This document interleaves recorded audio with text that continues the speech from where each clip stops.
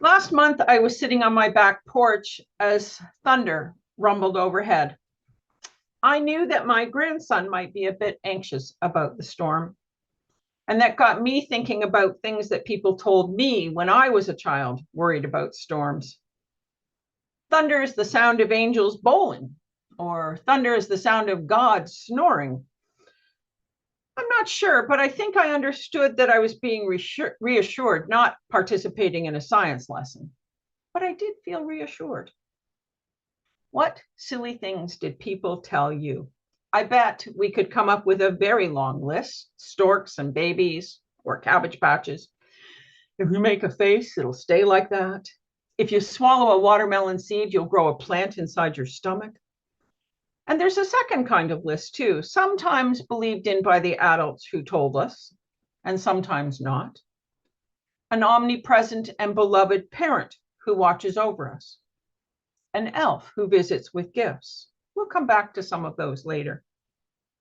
As children, we tend to believe the things that adults tell us, especially if we think that the adult believes them too. Over time, as we see more of the world, talk to more people, hear more ideas, learn something about hypotheses and science, we begin to modify our thinking. I know that when I was a child, I believed wholeheartedly in the stories I heard in Sunday school. I pored over the activity sheets and coloring pages designed to teach me some of the core stories of Christian and Hebrew scriptures. I was an earnest child who spent a fair number of childhood hours looking for evidence that the things I was being told were true. I longed to see divine visions. I so hoped that explorers might find the gates to the Garden of Eden. I wasn't very old, though, when my puzzling began to reveal some gaps in the logic.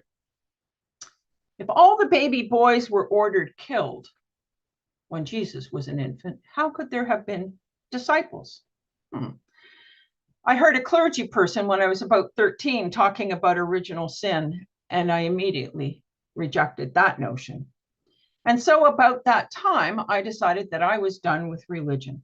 If there were flaws in any of the logic, I felt duty bound to reject the whole of it. And I did. I had intellectual curiosity about religion during the next years. As a student of history, I knew that a knowledge of a culture's religion could provide valuable insights into the culture and the worldview of its people. And for many years, that is where my relationship with religion ended.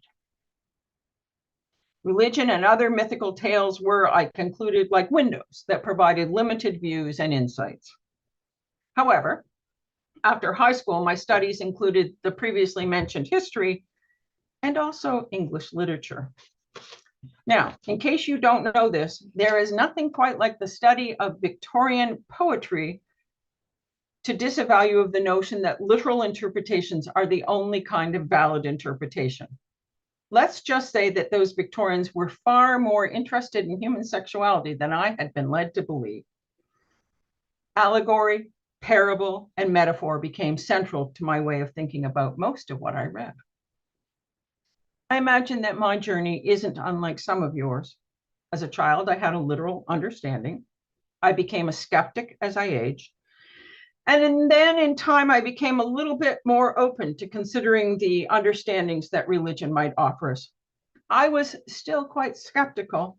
I remember sitting uncomfortably in the pew at the First Unitarian Church of Hamilton, where I'd become a member, when someone referenced God. I squirmed a bit. Pshaw, I thought, that concept is an intellectual curiosity, not something that is relevant to my life. But in time, after conversations with people I respected, I found my thinking shifting, perhaps just a little bit. Remember the list I started earlier? Sometimes the people telling the stories believe them, and sometimes they don't. An omnipresent and beloved parent who watches over us, an elf who visits children. What are we to make of those now?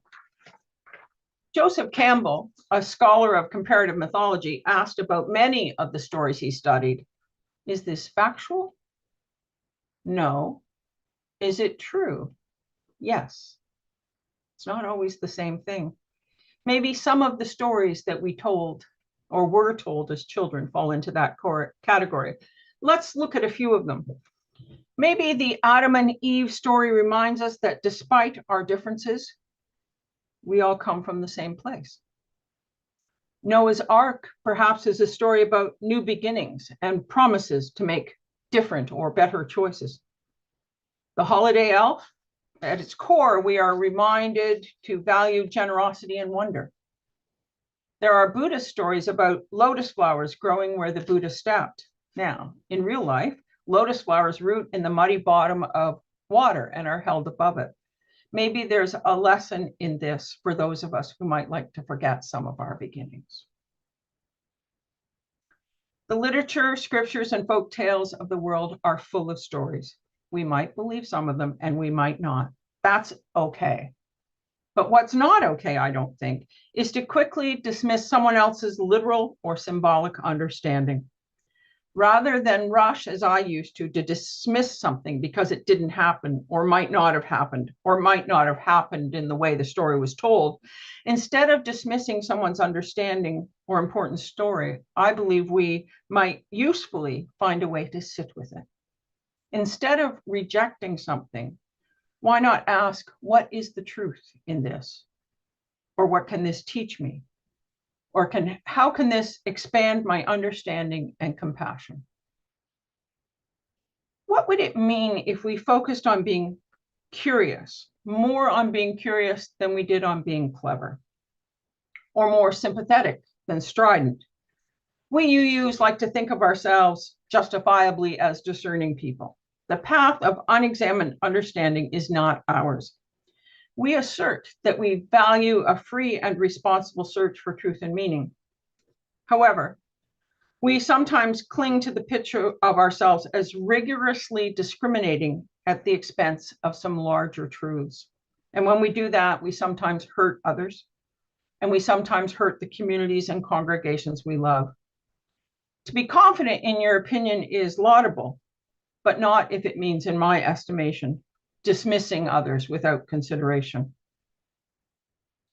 In my previous role with the Canadian Unitarian Council, I have seen congregations fall apart. It makes me very sad. I've seen people, conscientious and just-minded people, insist that their way of doing things, their set of acceptable words, and their set of appropriate practices were the right way. I remember hearing someone mockingly dismiss a piece of music that had been included at a service, a piece of music written after 1990, written and performed by a woman. It was dismissed by someone that I overheard saying, well, that's not very Unitarian. Sometimes when people assert their theological or liturgical choices as the right ones, other people are made to feel that they don't belong. Successful navigation of differences requires deep generosity and a lively curiosity. Maybe you squirm as I used to when you hear the word God. Maybe there are songs that remind you too much of the church of your childhood. Maybe you'd be pleased if you never heard another reference to the word religion or heard anything of any of the religious texts. However, if we are generous and curious, we'll challenge ourselves to remember that the thing that makes our religious allergies flare up might be the thing that someone else needs in that moment.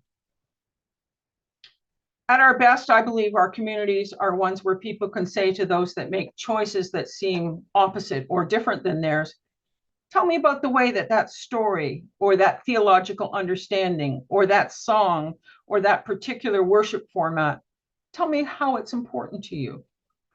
When we can shake our binary right-wrong thinking, new possibilities for our lives, our relationships, and our congregation become possible. We don't really need new evidence, do we, of how wrong things can go when people are so very sure of their opinions and choices. There are so many stories. In the past few years, we've heard about graves at the site of former residential schools. Certainty made people confident in their decisions to remove children from their homes, to be assured that de-indigenizing them was the right thing to do. Those choices were born of a sense of superiority and rightness. Since 2023, when the Middle East conflict, the one we're currently experiencing and watching with horror, began, people have reported a sharp increase in both anti-Semitic and anti-Muslim incidents. I know there are a variety of opinions regarding the choices and actions by both groups affected by the conflict. There are strong feelings, but someone has to be very sure of the rightness of their thinking to threaten the life of a Toronto doctor or a family in London, Ontario. And those are just some of the examples, extreme ones. But I do believe we need to be careful, to be mindful of our own certainty. I heard a saying years ago attributed to a North American Aboriginal group that went something like, "Don't spank the child in case you kill them."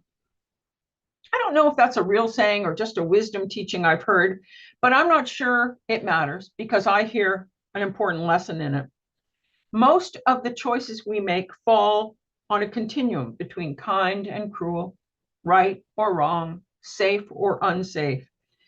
And when we give ourselves permission to move along that line away from our ideals, we've given ourselves permission to center our own preferences over those of others. And when we do that, I believe we do others and ourselves a disservice. As I've mentioned, there was a time after I became UU when God talk made me uncomfortable. I used to wonder, I think this is hysterical, what the value of ministers were, why we even needed those in our congregations. UUism clearly valued the priesthood and prophethood of all. There were more than a few years when I spent far more time thinking about what I was rejecting than what I was learning and relearning and what it meant to grow a community. And building a community is what I have come to believe is the most important. In a world where harmful binary thinking is so prevalent, I believe we can build communities where we remain open and loving, even with those who don't see things the same way we do. You don't need me to tell you this. You've already thought of it. Our website says First Unitarian Congregation of Toronto is vibrant, diverse, intergenerational, is a vibrant, diverse, intergenerational community of people from across Toronto who come together seeking answers to the questions of life, healing for their hurts, and inspiration to live into their best selves within our complicated world. That sort of says it. And even though this is what the congregation has said that they want to do and who they want to be, sometimes we won't. Of course, we'll disagree. We get stuck sometimes. We get stubborn sometimes. Sometimes it seems as if there is no possible path forward. We are, after all, human. There are times when people will leave because their way of doing things or their opinions are significantly at odds with those of the majority. And you know what? I've come to understand that that's okay too. We can say goodbye to people with kindness and encouragement, with sincere hope that they find a path and companions that work well for them. However, I have come to believe that we don't need to part ways quite as often as we sometimes do. I believe that if we can keep our minds and hearts open enough to understand the truth behind someone else's story, even if it isn't ours, we can move beyond begrudging tolerance to heartfelt celebration of the varied and collective wisdom we represent. It has been said that sometimes the heart sees what is invisible to the eye. And I suppose that's what I'm talking about here. Personally, I don't see the Bible stories of my childhood in the same light I used to. But increasingly, I find myself coming back to them. There are days when I'm feeling down and a line from a psalm comes drifting into my brain, making me feel calmer and more grounded. He makes me lie down in green pastures. He leads me beside still waters. He restores my soul. There are days when the idea of speaking out for social justice feels daunting, but then I remember, whatever you did for the least of these, you do for me. And the stories in the scriptures of the world, the myths that inform our cultures, or the fairy tales we tell our children, are they factual Probably not, or at least not completely so. But when I've been able to stop the worrying and the fussing about that, I have come to a deep and abiding appreciation for the truth and truths they hold. When I think back, I'm both amused and moved by the ways in which my thinking has shifted. The very certain young Linda could not have predicted it. I'm grateful. I'm so grateful for the practices and attitudes that have helped change me. Curiosity, my friends. Curiosity and kindness and openness. We don't know what the future holds for us, for this community, for the world. But if we can travel the path of kindness and openness, we will build deep and sustaining connections, and we will travel well together. Let's take a moment to breathe together.